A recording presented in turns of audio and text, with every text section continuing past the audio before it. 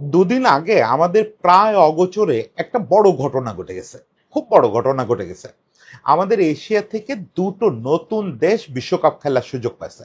এবার বিশ্বকাপে একটু দল সংখ্যা বেশি, সেটা একটা কারণ। তার চেয়ে বড় কথা, তারা যেহেতু শুরুর দিকে সুযোগ পেল, তার মানে দুর্দান্ত ফুটবল খেলে তারা ওই জায়গাটা করে নিছে। একটা দেশ জর্ডান, আরেকটা দেশ উজবেকিস্তান। আহ আমার উজবেকিস্তান, উজবেকিস্তান আমার কাছে ঠিক কি সেটা পুরোটা বলতে গেলে আমি আসলে খেলান ছাড়া অন্য কিছু ধরনের কন্টেন্ট করব ভাবতেছি, সেই সময় বলবো। উজবেকিস্তান আমার কাছে একটা বিরাট ব্যাপার। শুধু বলি যে সমরকান্ত বোখরা আমাদের উজবেকিস্তান, সেই উজবেকিস্তান বিশ্বকাপ খেলবে। এবং দেখেন, মাত্র 94 সালে স্বাধীন হওয়ার পরে এই দলটা অনেক ট্রাজেডির ভিতর দিয়ে গেছে।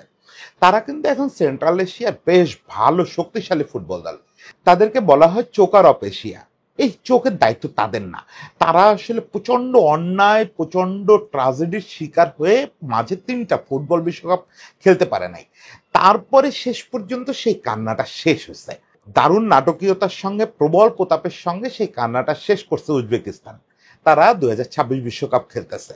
এবং এই পুরো ব্যাপারটার মধ্যে যে সিনেমাটা আছে সেই জিনিসটা আজকে আমরা একটু বলতে চাই। এই সিনেমাটা নিয়ে কথা বলতে চাই। উজবেকিস্তান নিয়ে তো অনেক গল্প করব, বিভিন্ন সময় গল্প করব। আজকে শুধু উজবেকিস্তান ফুটবল দল যে সিনেমাটা পার করে আসলো এখানটায়, সেটা একটু বলি। ওই যে ইন্ট্রোতে বললাম, উজবেকিস্তান আমার কাছে একটু স্পেশাল। মানে এটা স্পেশাল শুধু আমার কাছে না, আমাদের দেশে যারা একটু ওই ক্লাসিক যুগের সাহিত্য পড়েন বা ওই সময়ের কবিতা পড়েন, ওই সময়ের মিউজিক নিয়ে করেন, তাদের সবার জন্য একটা স্পেশাল ব্যাপার। আর আমার তো ধারণা সামারকান্ত বোকরা এই শব্দ দুটো শুনলে আপনাদেরও বুকের ভিতরে একটু ছলছল করে ওঠে। আমাদের হিস্ট্রির সঙ্গে, আমাদের মোগল হিস্ট্রি থেকে শুরু করে আমাদের সবকিছুর সঙ্গে তো সামারকান্ত বোকরার একটা মারাত্মক সম্পর্ক। একই সঙ্গে উজবেকিস্তান আমার খুব পছন্দের আর দুটো কারণের জায়গায়। একটা তো হচ্ছে মিউজিক, কারণ সেন্ট্রাল এশিয়ার যে মিউজিক, এই সেন্ট্রাল এশিয়ার ক্লাসিক্যাল মিউজিক, যেটার উত্তরসূরি এখন আমার সবচেয়ে প্রিয় মানুষ সামি ইউসুফ, আজারবাইজানের, সেই সেন্ট্রাল এশিয়ান মিউজিকের শুরু কিন্তু উজবেকিস্তান থেকে। আর সবচেয়ে পছন্দের বিষয় হচ্ছে প্লোভ আর নওরোজ। নওরোজ হচ্ছে ওদের বসন্ত উৎসব বা বর্ষবরণ উৎসব, এইটা মনোহর একটা ব্যাপার। আর প্লোভ হচ্ছে এক ধরনের পোলাও। এত কিছুর মধ্যে মূল আকর্ষণ আমার হচ্ছে খাবারটা। এই প্লোভটা আপনারা দেখবেন, আমরা যখন ছোটবেলায় ওই যে বিবিসির বিভিন্ন ডকুমেন্টারি দেখতাম বা ওই যে সেন্ট্রাল এশিয়া নিয়ে নানা রকম জিনিস দেখতাম টিভিতে, তখন আমার একটা বড় আকর্ষণ ছিল যে উজবেকিস্তানে কখন যাবে ক্যামেরাটা, কখন প্লোভ দেখাবে। মানে এত কয়টা চাল আর এতখানি ভেড়ার মাংস। এবং সে ভেড়ার মাংসটা ক্যামেরায় দেখেই, মানে স্ক্রিনে দেখেই আমি বুঝতে পারতাম যে কি পরিমাণে জুসি, আনবিলিভেবল একটা খাবার শুধু দেখে আমার মনে হয়েছে। এবং যে 2-4 জন সৌভাগ্যবান বন্ধু বান্ধব গেছে উজবেকিস্তানের ওদিকে, তারা বুঝছে পৃথিবীতে ইচ্ছে ভালো খাবার হয় না।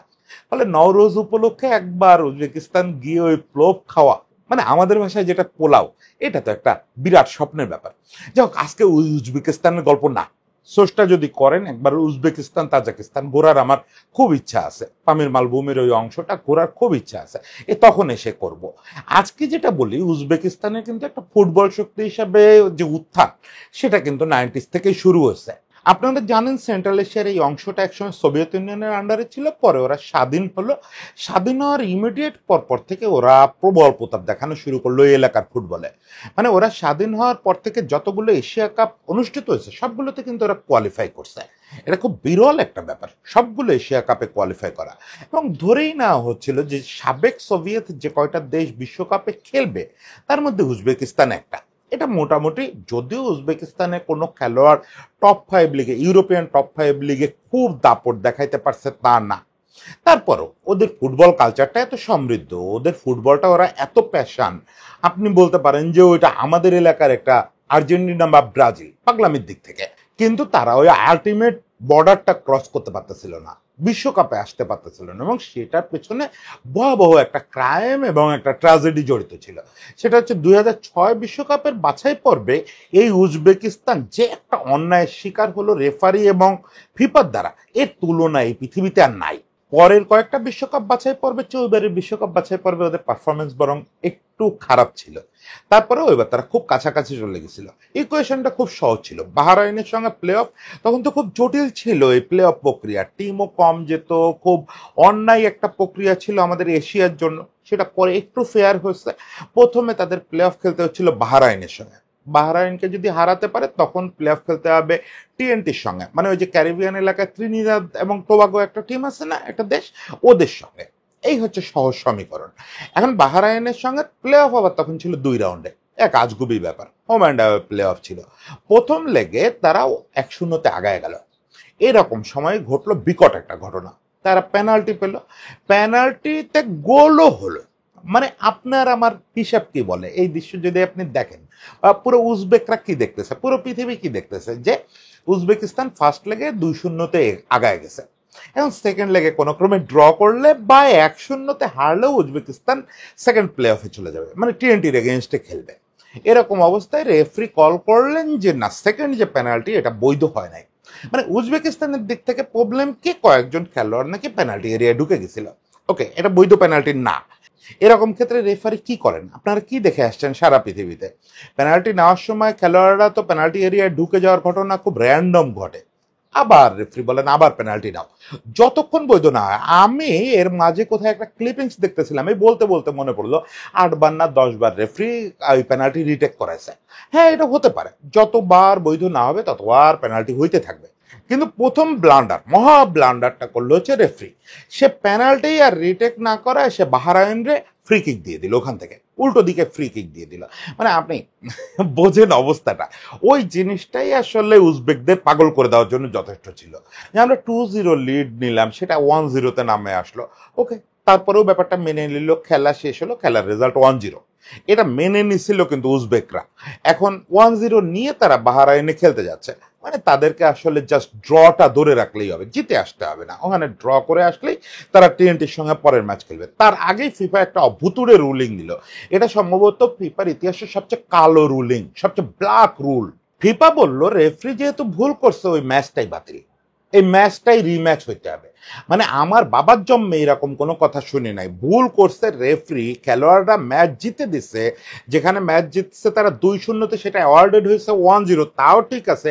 এবার ফিফা ওই ম্যাচ বাতিল করলো, ওই ম্যাচ রিম্যাচ হলো। এটা কোন আইনে হলো, কিভাবে হলো জানি না। শুধু একটা কথা মনে আছে, উজবেকিস্তানের ফুটবল ফেডারেশনের যিনি প্রেসিডেন্ট উনি একটা দারুণ কথা বলছিলেন, যে প্রথমে আমাদের রেফারি একটা গোল কেড়ে নিলে, এবার ফিফা এসে বললো যে তোমাদের সব গোল কেড়ে নিচ্ছি। আলটিমেটলি তাই হলো। এরকম ভাঙা মনোবল নিয়ে আর ফুটবল খেলা যায় না। 2 লেগেই উজবেকিস্তান 1 লেগে হোমে ড্র করলো আর অ্যাওয়েতে হারলো, হেরে বাদ পড়লো। এটা উজবেকিস্তানের ফুটবল ইতিহাসে সবচেয়ে বড় ট্র্যাজেডি হয়ে আছে আজও। এই ট্র্যাজেডিকে উজবেকরা যে পার করতে পারবে এটা কখনো বিশ্বাস হয় নাই। বিশেষত এরপরে 2014 এবং 2018 বিশ্বকাপের বাছাই পর্বে যে দুটো ঘটনা ঘটলো, তাতে মনে হয়েছিল যে ওরা ক্রিকেটে সাউথ আফ্রিকা যেরকম একটা ভিশাস সার্কেলের মধ্যে আটকে গেছে, ওরা বোধহয় তাই আটকে গেছে। 2014 যে বিশ্বকাপ, এটার বাছাই পর্বে তারা ছিটকে গেল হচ্ছে সাউথ কোরিয়ার বিপক্ষে গোল ডিফারেন্সে। মানে সমান পয়েন্ট নিয়েও তারা বিশ্বকাপ খেলতে যেতে পারলো না। বোঝেন দুর্ভাগ্যটা কাকে বলে। এবং নার্ভের কারণে স্রেফ শেষ ম্যাচটা যদি এরা একটা গোল করতে পারতো, ওরা বিশ্বকাপে চলে যেত। নার্ভের কারণে ধরে নেওয়া হচ্ছিল ওরা চোখ করলো। আবার 2018 সালে এবার তারা সাউথ কোরিয়ার বিপক্ষে জিতলেই বিশ্বকাপ। সাউথ কোরিয়ার বিপক্ষে হোমে ম্যাচ জাস্ট জিততে হবে, যে কোনো একটা ব্যবধান হলেই হবে, যে কোনো মার্জিনে, 1-0 মার্জিনে বা 1 মার্জিনে ম্যাচ জিতলেই তারা চলে যাবে। ম্যাচ পুরোটা ডমিনেট করলো, গোলে শটের পর শট নিল, গোল করতে পারলো না, 0-0 ড্রতে শেষ করলো, বাদ পড়লো সেবারও। ফলে এটা মোটামুটি প্রতিষ্ঠিত হয়ে গেছিল, বড় বড় পত্রপত্রিকায় লিখতেছিল যে উজবেকিস্তান আর ওই ভিসাস সার্কেল থেকে বেরোতে পারবে না। হ্যাঁ, সাউথ আফ্রিকার এই ভিসাস সার্কেলের পেছনে আছে কিন্তু আইসিসির এক অনিয়ম, 1 বলে 22 রানের সেই বিকট অনিয়ম। আর এই উজবেকিস্তানে ওরকম একটা অনিয়ম অন্যায়ের কাছে আটকে গেল। 2006 সালের ওই অনিয়ম মনে করা হচ্ছিল এখান থেকে আর ওরা বেরোতে পারবে না, আর বিশ্বকাপ যেতে পারবে না। অবশেষে এবার তারা আসলে ওইসব ভাগ্য টাগ্য ধার ধারে নেয় না। ভাগ্য তো লাগে, স্রষ্টাকে তো লাগে। স্রষ্টা আসলে শুরু থেকেই ওদের এবার প্রমোট করছেন যে তোরা দেখায় দে। এবার তারা কি করছে, ইরানের সঙ্গে হোম অ্যান্ড অ্যাওয়ে, হোমে ইরানরে হারাইছে, অ্যাওয়েতে ড্র করছে। তুর্কমেনিস্তানরে 3-1 গোলে গুড়ায় দিচ্ছে প্রথম রাউন্ডে। এরপরে তারা নর্থ কোরিয়ার 2 রাউন্ডেই হারাইছে। মানে ওদের যা যা করণীয় ছিল, এছাড়া ওদের লেভেলের দল যারা তাদের তো হারাইছেই। মানে আমি বড় নামগুলো বললাম, যে নামগুলো ওদের মূল চ্যালেঞ্জার হইতে পারতো। ফলে তারা পুরো বাছাই পর্ব শেষ হওয়ার আগেই তারা টিকিটটা কনফার্ম করে ফেলছে। জাস্ট লাস্ট ম্যাচটা ছিল ইউএইর সঙ্গে, ইউএর বিপক্ষে ওদের করণীয় ছিল জাস্ট ড্র করা, যে কোনো ব্যবধানে, সেটা 5-5 ড্র হলেও হতো, 0-0 ড্র হলেও হতো।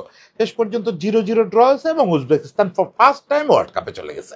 দেখেন নিয়তির কি খেলা। এই ম্যাচটা যখন শেষ হলো সেই মুহূর্তে ডাগ আউটে চিৎকার করতেছে তিমুর কাবজাদে। তিমুর কাবজাদে হচ্ছে এই ম্যাচে উজবেকিস্তানের কোচ। এখন বলতে পারেন যে এই ম্যাচে কোচ এবং তিমুর কাবজাদে কে সে, এখানে একটা বিরাট রোমান্টিসিজম আছে, বিরাট রোমান্টিসিজম আছে। তিমুর কাবজাদে হচ্ছে উজবেক ফুটবলের লিজেন্ড।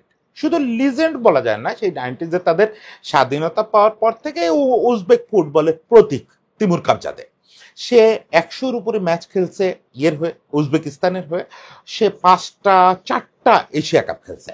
এবং সবচেয়ে বড় ব্যাপার হচ্ছে 2006-এর ওই ট্র্যাজেডিতে সে মাঠে ছিল এবং ওই মাঠে যে রেফারির প্রতি ক্ষিপ্ত হয়ে ছুটে যাওয়া যে লোকগুলো ছিল, যে খেলোয়াড়গুলো ছিল, তার মধ্যে তিমুর কাবজাদে একজন ছিল। মানে তিমুর কাবজাদের বুকের উপর দিয়ে গেছে এই ব্যাপারগুলো। সে একদম নিজের হৃদয় দিয়ে, নিজের ক্যারিয়ার দিয়ে উপলব্ধি করতে পারছে যে আসলে উজবেক ফুটবলের উপর দিয়ে কি রোলারটা গেল। এই ট্র্যাজেডিগুলো সে দেখছে এবং সেই ট্র্যাজেডি মাথায় নিয়েই সে অবসর নিছে। কাবজাদে অবসর নেওয়ার পর থেকে টুকটাক কোচিং এ ইনভলভ ছিলেন। এই জানুয়ারি মাস পর্যন্ত ওনার সঙ্গে উজবেকিস্তান মূল দলের কোচ হওয়ার কোনো সম্ভাবনাও ছিল না। এই জানুয়ারি পর্যন্ত ওদের বেশ নাম করা একটা কোচ ছিল, কাতানেচ ওদের কোচ ছিল। 2002 ওয়ার্ল্ড কাপে সার্বিয়ার কোচ ছিলেন। কাতানেচকে ওরা আনছিল মূলত আরেকটা বিশ্বকাপ মিশন কমপ্লিট করে দিতে পারে কিনা। সে কাতানেজ গত জানুয়ারিতে সিরিয়াসলি অসুস্থ হয়ে পড়লেন এবং মানে জীবন মরণ সমস্যা, উনি আর দায়িত্ব পালন করতে পারতেছিলেন না। ফলে কাবজাদের হাতে ইমার্জেন্সি ভাবে টিমকে তুলে দেওয়া হয়েছে এবং তারপর থেকে টিমেই পারফরমেন্স করতেছে। টিম অ্যাকচুয়ালি গত বছর থেকেই তো ওদের বাছাই পর্ব শুরু হয়েছে, গত বছর থেকে গোল্ডেন ফর্মে আছে। কাবজাদে সেটাকে আরো আগায় নিয়ে গেছে কোচ হিসাবে। মানে যে দলের সাবেক প্রতীক ছিল সেই দলকে সে নিজে হাতে এখানে নিয়ে আসছে। আজকে যখন সেই গোল্ডেন মোমেন্টটা আসলো, সেই ইতিহাস ভাঙার সময়টা আসলো, তখন কাবজাদে কি দেখেন নিয়তির খেলা। তখন ডাগআউটে কোচ হিসাবে দাঁড়ানো তিমুর কাবজাদে, সেই লোকটা, সেই উজবেক ফুটবলের প্রতীক। এই ম্যাচের পর তিমুর কাবজাদেকে সবচেয়ে বেশি ইন্টারভিউ দিতে হয়েছে। ইভেন ওদের ক্যাপ্টেন বা ওদের ফেডারেশনের বক্তব্য এবার আর কেউ সেভাবে শুনতে চাচ্ছে না, যেহেতু কাবজাদে হচ্ছে সেই রোমান্টিক হিরো বা ট্রাজিক হিরো, যে সবকিছু দেখছে। সে ভাইস ক্যাপ্টেন ছিল টিমের। এবং আমি এটা ঠিক শিওর না, মাঝে কোথায় ফেসবুকে দেখতেছিলাম, এটা আমি অনেকগুলো নিউজ গোটাগুটি করছি, তো বুঝতেই পারতেছেন যে আজকে যা যা বলতেছি সবকিছু মানে আমি জেনে বলতেছি তা না, এগুলা নিউজ পড়ে বলতেছি, ফিচার পড়ে বলতেছি। তো একটা জিনিস আমার অন্তত মনে পড়ে, 2006-এর যে ট্র্যাজেডিটাতে ওরা বাদ পড়লো, ওই ম্যাচটায় সম্ভবত কাবজাদে ক্যাপ্টেনই ছিল। সে ভাইস ক্যাপ্টেন ছিল, সে দীর্ঘকালের ভাইস ক্যাপ্টেন ছিল উজবেকিস্তান দলের, কিন্তু ওই ম্যাচটায় সম্ভবত সে ক্যাপ্টেন ছিল। যাই হোক, নিয়তির এই খেলা একসময় যে নেতা ছিল, নেতা হিসাবে যাকে মাথা নিচু করে ক্ষোভ সহ্য করে এই খেলা ছাড়তে হয়েছে, সেই লোকটাকেই আজকে নিয়তিক ডাগ আউটে দাঁড় করালো যে তোমার হাতে করেই উজবেকিস্তান বিশ্বকাপ খেলতে যাবে। এবং সে ওই যে একটা ইন্টারভিউতে বলতেছিল, যে ঠিক এই কথাটা বলতেছিল যে আমার কাছে মনে হয় এটা ডেস্টিনি, যে আমাদের দেশের উপর দিয়ে যে অনিয়ম হয়েছে, যে অবিচার হয়েছে এই ফুটবলের প্রতি, এবং এই যে কোটি কোটি ফুটবল ভালোবাসা মানুষ, হ্যাঁ, উজবেকিস্তানের মানুষ। আপনি উজবেকিস্তানের খেলাধুলার কি নাম শুনছেন? ওই যে একজন বক্সার বোধহয় 3টা অলিম্পিক গোল্ড না অলিম্পিক পদক জিতছিল, তার আবার 2টা মনে হয় ডোপিং এর জন্য কেড়ে নেওয়া হয়েছিল। এই তো। আর হচ্ছে উজবেকিস্তানে একবার রিভালদো খেলতে গেছিল, এক সিজন উজবেকিস্তানে একটা ক্লাবে খেলতে গেছিল। এছাড়া আমি উজবেকিস্তানের স্পোর্টিং কোনো কিছুর নাম শুনি নাই। স্টিল আমি আমার ক্যারিয়ারের শুরু থেকে, সাংবাদিকতা ক্যারিয়ারের শুরু থেকে উজবেকিস্তান ফুটবলের নাম জানি, কারণ শুধু ওদের ফুটবল উন্মাদনার কারণে। ওদের ওখানে যখন ঘরোয়া ফুটবল হয়, ওদের ক্লাবগুলো, বড় ক্লাবগুলো একটা আরেকটার সঙ্গে খেলে, তখন আক্ষরিক অর্থে উজবেকিস্তানে উৎসব শুরু হয়ে যায়। পুরো উজবেকিস্তান জুড়ে একটা উৎসবের দেশে পরিণত হয়। আপনার এই যে আমি কথাটা বললাম যে উজবেকিস্তান হচ্ছে আমাদের এই অঞ্চলের ব্রাজিল আর্জেন্টিনা ফুটবল পাগলামের দিক থেকে, কোয়ালিটির কথা বলতেছে না, সেই জিনিসটা যারা উজবেকিস্তানে গেছে তারা বলে যে সেন্ট্রাল এশিয়া এদের চেয়ে ফুটবল পাগল আর নাই। সেই দলটার একটা ডিজার্ভ করে তারা, যে তারা সর্বোচ্চ পর্যায়ে পাগলামিটা দেখাবে।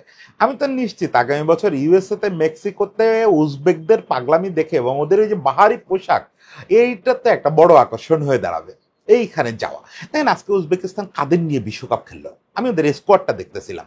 প্রশ্নই আসে না যে আমি উজবেকিস্তানের খেলোয়াড়দের সম্পর্কে জানবো বলে স্কোয়াডটা দেখতে এসেছিলাম।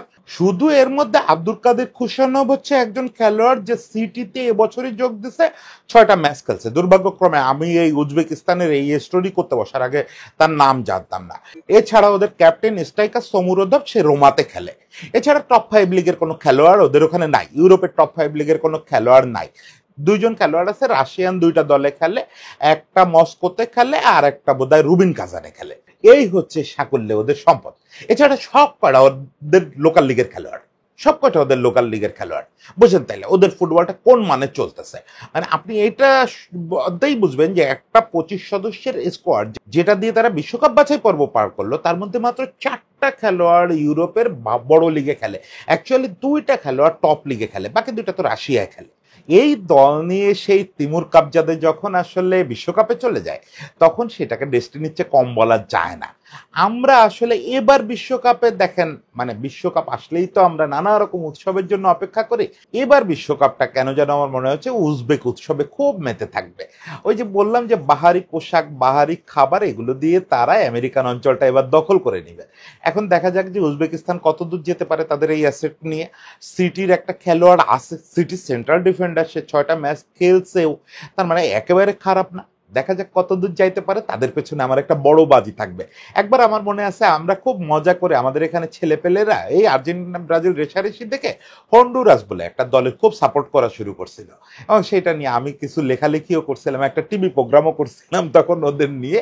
তো যাই হোক, এবার আমরা আসেন উজবেকিস্তানের পাশে দাঁড়ায় যাই। উজবেকিস্তানের এই যে সমৃদ্ধ কালচার এবং ওই যে খাবার, এর যে কৃতজ্ঞতার স্বার্থে হলেও, এবং এই যে মহাকাব্যিক ট্রাজেডি অতিক্রম করে বিশ্বকাপ খেলতে যাওয়া, এর সাথে হলেও উজবেকিস্তানের পাশে থাকা উচিত। উজবেকদের জন্য অনেক শুভেচ্ছা থাকলো, আশা করি বিশ্বকাপেও তারা কিছু একটা করে দেখাবে। সবাই ভালো থাকবেন।